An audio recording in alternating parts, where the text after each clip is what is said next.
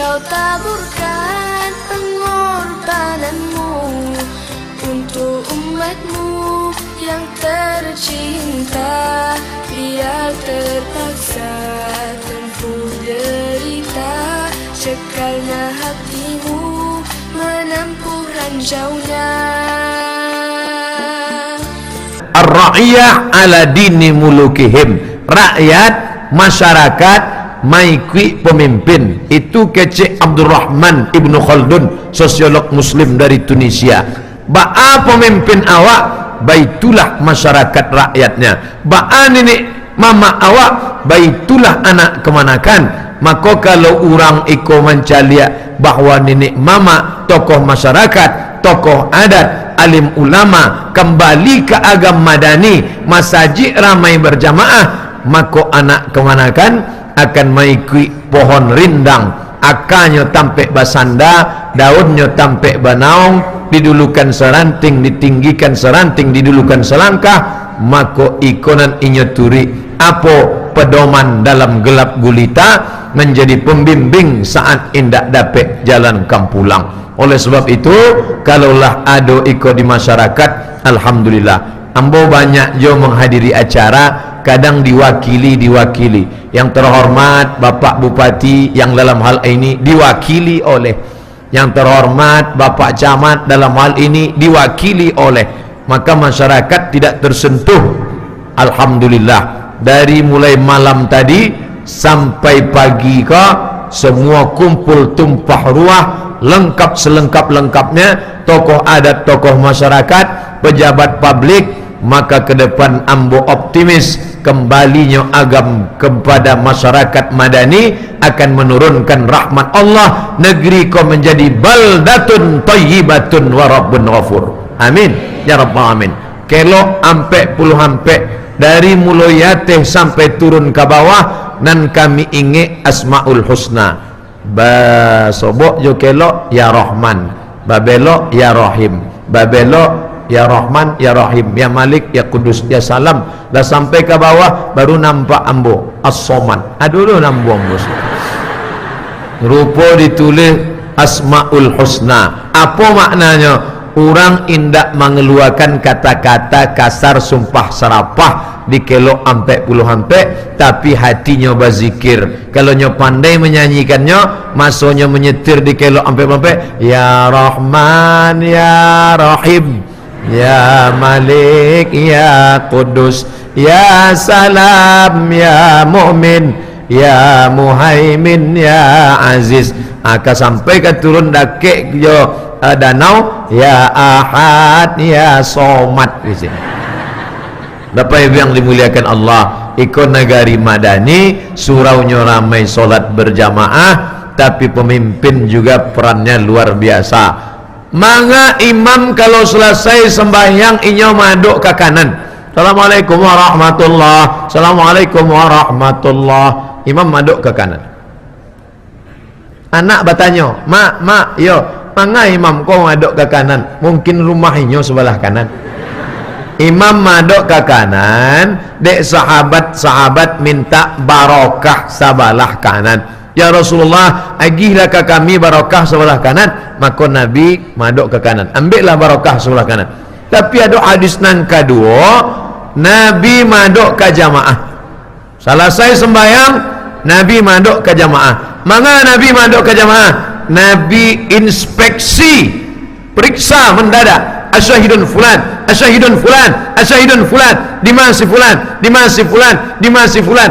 Manga indak datang solat berjamaah. Ikolah hadis nan sampai kini alun ambo amalkan.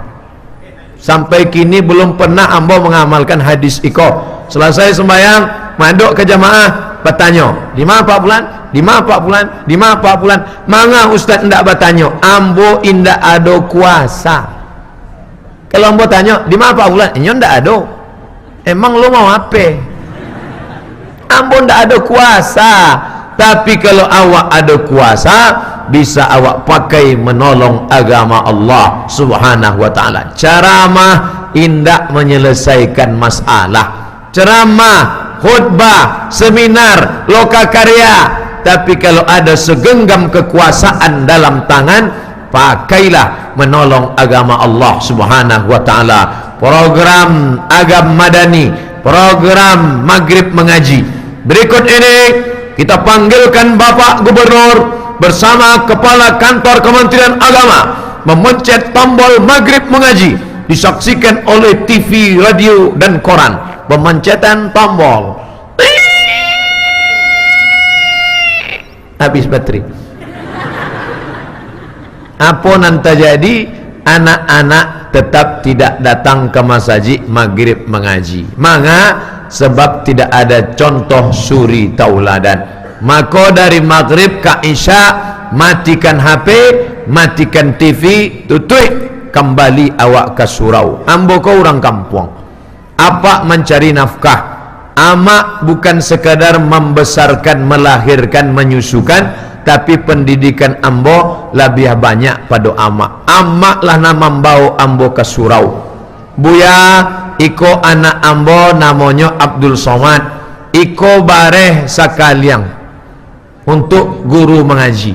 Iko dulu guru mengaji diagi bareh sama minyak lampu pakai obor. Awak pergi mengaji ke surau pakai obor listrik alun nado. Pulang mengaji kaji ndak dapat lubang hidung hitam. Dek masuk asuk obor ke lubang hidung. Iko anak ambo, iko bareh, iko alif-alif. Ambo orang kampung mengaji ndak bantu anak kini. Anak kini mengaji pakai Iqra. Gurunya dari Jawa. Namanya Kiai As'ad Humam. A bataba batata batasa basaba.